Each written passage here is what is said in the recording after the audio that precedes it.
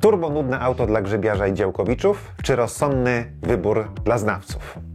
Oto moja subiektywna historia samochodu, który był najważniejszym samochodem Czechosłowacji, bo rzeczywiście zaczął się w 1959 roku, ale my znamy Skodę Octavię tak naprawdę od 1996 roku, kiedy wyszła pierwsza edycja już pod skrzydłami grupy Volkswagen.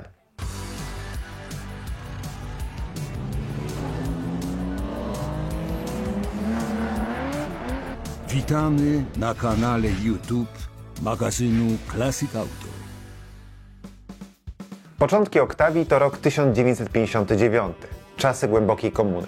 W Polsce w tym czasie, 6 stycznia 1959 roku, decyzją komunistycznego rządu zdecydowano o budowie zakładów petrochemicznych w Płocku oraz wprowadzono bezmięsne poniedziałki. Nie chodziło tutaj o zakaz rzucania mięsem w dzień, który najbardziej na to zasługuje, ale chodziło o walkę z kryzysem mięsnym. W Lublinie w tym czasie zaczyna się dumna produkcja Żuka. A Czesi w tym czasie zaczynają produkować Octavię. Octavię pierwszej generacji z silnikiem 1.1 o mocy 40 koni. Jak wiadomo, Czesi od zawsze wyprzedzali nas w motoryzacji. Mało tego, od pierwszej wersji Octavii myśleli o motorsporcie, co oczywiście bardzo szanujemy. Rok później Octavia startowała już w rajdzie Monte Carlo. Mało tego, zajęła 6. miejsce w generalce, a pierwsze w klasie. W następnym roku na starcie rajdu Monte Carlo stanęło już 16 Octavii, a w tym 2025 roku było na mecie 11 Fabii, czyli chłopaki nie odpuszczają. W każdym razie wtedy Octavię spuszczają łomot mocniejszym wozom, choćby Alfa Romeo. W rajdzie Tysiąca Jezior w Finlandii Octavia zajmuje 2. miejsce. Trzeba pamiętać, że Octavia w topowej wersji nazywała się, uwaga, uwaga, Felicia. Tak, trochę ryje to mózg.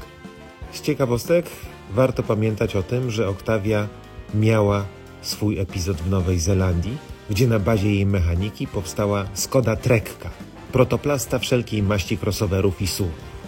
I teraz pytanie, czy to pierwsza edycja Octavii, czy model Zero? Liczymy przecież oficjalnie generację Octavii od tej produkowanej już za czasów Volkswagena na bazie Golfa, czyli od 1996 roku.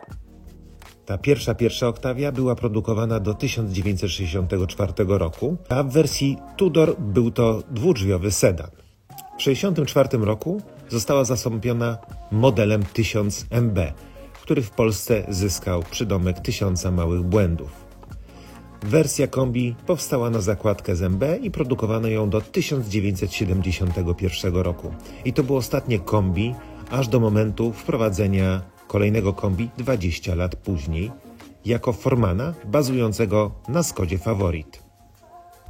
Na powrót Octavii musieliśmy czekać aż ćwierć wieku, do 1996 roku, kiedy Skoda już była pod skrzydłami Volkswagena. I jak wiemy, Octavia to nic innego jak Golf 4. generacji. A dokładnie na bazie płyty podłogowej VW A4 B034, która była też wykorzystywana do budowy Audi A3, Audi TT czy Volkswagena Bora. W 1997 roku wprowadzono kombi, a 2 lata później można do tego kombi było już zamówić napęd na 4 koła, który jest absolutnie wielkim atutem Skody Octavii. 2000 rok to lift Skody Octavii i wtedy wprowadzono wersję RS. Niektórzy mówią VRS, ale tak naprawdę jest to RS, nie ma żadnego VRS-a. Na rynku brytyjskim rzeczywiście był VRS, dlatego że Ford zastrzegł oznaczenie RS dla swoich samochodów i Skoda wybrnęła, właściwie Volkswagen z tego, dodając literkę V przed RS, V jak Victoria. Wbrew powszechnemu przekonaniu, Octavia RS nie była najmocniejszą Octavią, była również wersja Octavia GT, która występowała tylko i wyłącznie na rynku greckim. Została wprowadzona na koniec produkcji pierwszej nowożytnej Octavii i miała 193 konie zamiast 180. Ale mówiąc o osiągach, musimy też pamiętać oczywiście, że Octavia to WRC. Ale zanim Skoda pojawiła się w najwyższej kategorii Mistrzostw Świata, eksperymentowała z kategorią KitKar. Octavia KitKar to 2-litrowy, atmosferyczny silnik z napędem naprzód. Taka klasyczna ośka z klasy A7. Teraz i wtedy wydawało się to dosyć dziwne, bo dosyć duży samochód z napędem naprzód, bez turbodoładowania, ale to była tylko i wyłącznie droga Skody i zdobywanie doświadczenia do startów w najwyższej kategorii Mistrzostw Świata. I tak Skoda w 1999 roku zadebiutowała w najwyższej kategorii WRC. Oczywiście Octavia WRC to czas 2-litrowych aut turbodoładowanych z napędem na 4 koła. Taki właśnie znalazł się w Skodzie, osiągając 300 koni mechanicznych i 500 Nm lub nawet 600 Nm wraz z sekwencyjną skrzynią biegów. Ten wóz ważył 1230 kg, bo taka była najniższa masa, na jaką pozwalał regulamin. Skoda Octavia WRC zadebiutowała oczywiście w rajdzie Monte Carlo. Armin Schwarz stanowił trzon zespołu Skoda Motorsport. Niestety Armin nie dojechał do linii startu. Tak, nie dojechał do startu ze względu na problem z elektryką. Bardzo ciekawym wydarzeniem był rajd safari w 2001 roku w Kenii, który pokazał to, za co kochamy Skodę najbardziej. Może nie najszybsza, ale nie do zajechania. Octavia zajęła 3. miejsce w generalce w tym morderczym rajdzie. Armin Schwarz, do dzisiaj posiadający prywatnie Octavię WRC, zapisał się w historii, pokonując wiele bardzo mocnych zespołów, które nie wytrzymały trudów Kenii. Octavia WRC miała 3 ewolucje w swojej historii, kończąc swój byt na sezonie 2002. Wróćmy jednak do wersji cywilnych, bo oprócz wspomnianego wcześniej RS-a była również wersja RS WRC Edition. Wyprodukowano jej tylko 100 sztuk na cześć stulecia udziału Skody w motorsporcie. To całkiem niezły kandydat na klasyka. Cena na pewno już jest jak za klasyka. Niedawno taki samochód był wystawiony za około 30 000 euro. Tak, 30 000 euro za Octavię 1. Ale a propos cen i luksusu. Prawda jest taka, że jeśli jeździsz samochodem, którego wersja występuje też w longu, to znaczy, że jeździsz autem luksusowym. Czy zawsze? Octavia pierwszej generacji też powstała w longu. I to dla prezydenta Czech. Centrala Volkswagena nie była zachwycona tym pomysłem, więc bardzo szybko go porzucono. I dopiero Octavia w longu powróciła w 4. generacji, ponieważ rynek chiński, który domaga się oczywiście każdego samochodu w longu, zmusił Skodę do wypuszczenia Octavii Long Wheelbase, czyli z przedłużonym nadwoziem. Nie musimy jednak jechać do Chin po powiew luksusu. Od 1. generacji dostępna jest wersja Laurin i Clement. Samochód świecił na szarych ulicach lat 90. zielonym kolorem z kamelowym skórzanym wnętrzem.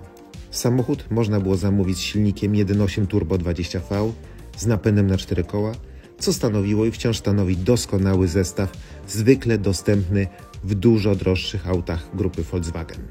Nie jest tajemnicą, że jestem fanem Skody Octavii.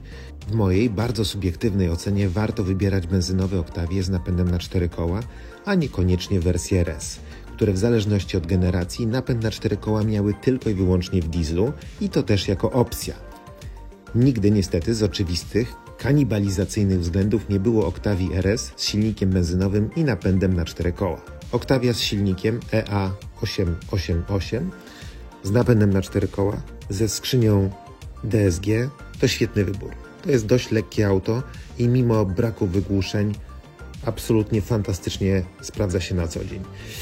Jego osiągi też są wyjątkowe. Te samochody potrafią być bardzo, bardzo szybkie i podnoszą wielu osobom na światłach ciśnienie, ponieważ niepozorna Skoda Octavia bardzo szybko przyspiesza m.in. dzięki skrzyni DSG.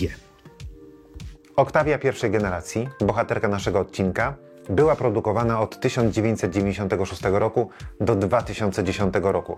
Tak, była razem produkowana z drugą generacją i z poliftem drugiej generacji. To naprawdę dopracowany wóz, który w wyjątkowych konfiguracjach może być kiedyś klasykiem. Jeżeli chcesz prenumerować magazyn Classic Auto, zapraszamy na stronę www.classicautomag.pl/sklep. Link znajduje się w opisie tego odcinka.